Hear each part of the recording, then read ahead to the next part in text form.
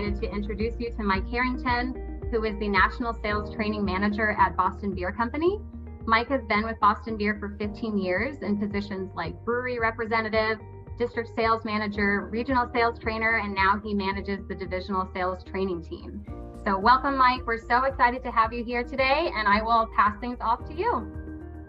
A little context on what we're going to go through today. So the content that we're going to go through for sales strategy and selling skills, I actually took a lot of what we teach to our people internally here at Boston Beer and really just kind of looked at it on a very high level and boiled it down to a few key points that hopefully will sort of mean something to everybody on this call. And if you walk away with one or two little things that kind of improve your selling and sort of strategic process going forward, that's great. The way to do this is to ask a simple question, and it's, who's got the juice? Now, when I say juice, what do I mean? I mean influence. Who that's going to be involved in my sales call has a high degree of influence, whether they're the decision maker themselves or somebody who has the ear of the decision maker. But needless to say, there could be a number of people that are part of your sale that sort of have juice. And it's really your job as a salesperson to start to understand who these folks are, because not every single person involved in the sale is created equally. Let's face it, some people are just more important and powerful than others. And it's on us to identify sort of who those folks are. Our goal collectively on this call is we want to determine who is going to be involved from an organizational standpoint in the decision-making process for my product or service. And then how are those decisions made? So ultimately, who am I decision maker, but then also who are all these key influencers? So this kind of brings us to selling, which the way that we sort of define selling is this. So it's the process of persuading or influencing someone to accept or buy a product, program, or service. Persuasion, influence. Sometimes terms that are conflated, but they're very, very different. The last thing from a strategic selling standpoint, just for this call, for everyone to recognize, is this notion of red flags. So a red flag is any piece of information that you don't know about your customer or about the buying organization that you need to find out, whether that's before you go and make the sale or during the sales call itself. But red flags are really any piece of information that you don't know that would be an important thing to find out before you go and make the sales call. Now, this is something that over the course of time, you might realize you have a handful of these. You might realize you have hundreds of these things. That's okay. And you're not going to find out the answers to all of them. But it's those key pieces of information that you know you're going to need to make you successful when it comes time to make the sales call.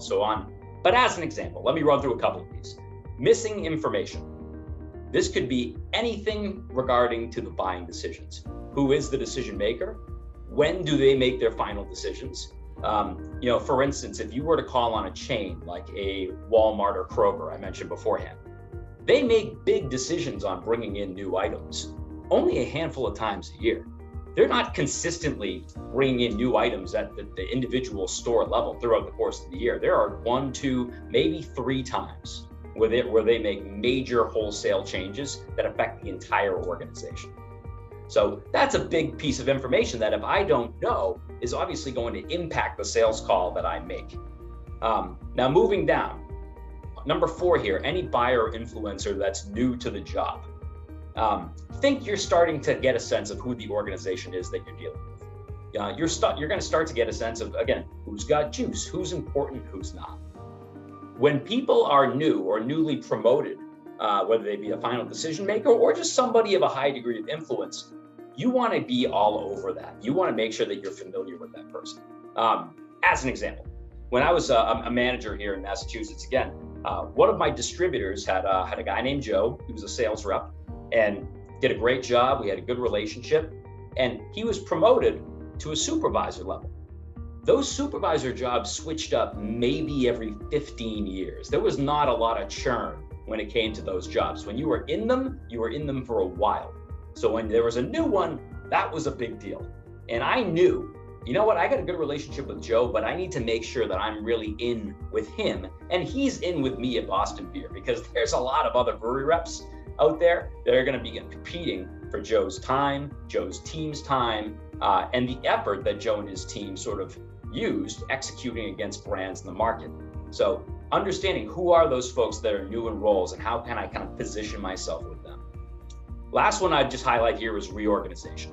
When organizations reorg, right, when people take on new roles, it can be a great thing because you might wind up with somebody who's much more capable in a position of power. It could also be a threat. And just think about some of the organizations you've either worked at in the past or you work with now. Whenever there's a reorg, you need to know, how is this going to shift the responsibilities within that organization? How is it going to shift who I need to spend time with to make sure that I'm getting things done? Anytime that the chessboard that we mentioned is kind of shuffled up, it requires you to take a step back and probably do some fact finding. To wrap this all up, sort of overall key takeaways, hopefully this was helpful. Like I said, even if just one or two of these little things is helpful for you, that's great. But from a selling skill standpoint, really thinking about questions. In many cases related to those red flags. But am I asking questions? Do I have a firm grip on what my features are? Am I tying them to benefits? Which means to you? Find that phrase that connects the features and benefits. And then lastly, this whole idea of enthusiasm and passion. I said it once, I'll say it again. This is the secret sauce for everybody on this call. This is why you will be successful in the products that you're selling, is because you have your own story. So lean into that and make sure that you don't gloss over that. And I think those are the things that will really help you to connect with and hopefully really raise your credibility with the buyers that you call. Thank you all for being here, for taking time out of your day. Thanks again to Mike for those awesome presentations. Thank you all and have a great rest of your day.